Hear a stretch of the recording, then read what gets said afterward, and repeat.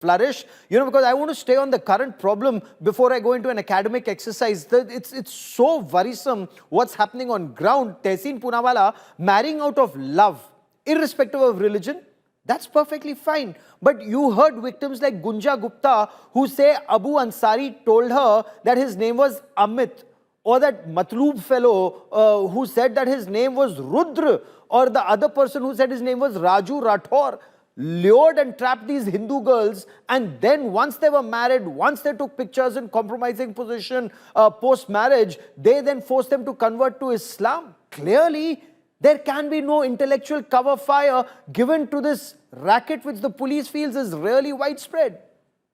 Thank you, Gaurav. Jai Hind. Thank you for having me on the show. At the onset, I agree with what Atikur Rahman said, that in Islam, there is no space for forced conversion or cheating in converting people. So that period, in any case, if you convert, that does not hold.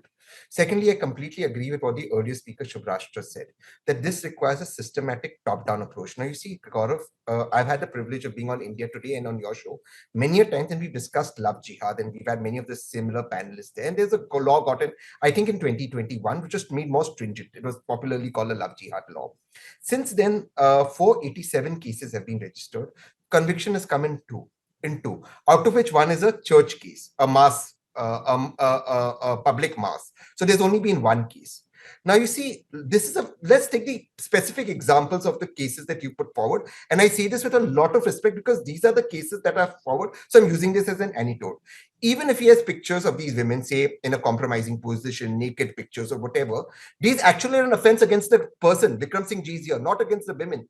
So it is the police and the government's duty to protect these women, irrespective of religion, and make sure that if somebody is blackmailing because of these pictures, that burger gets the full belt treatment in the jail. That is what should happen.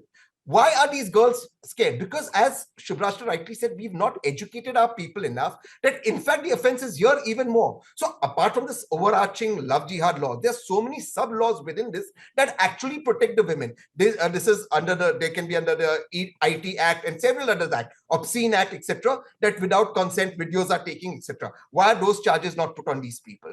What is your conviction rate? Why don't you set an example? So I'm saying it's all very good that we have these academic discussions either on television or maybe some discussions in the assembly.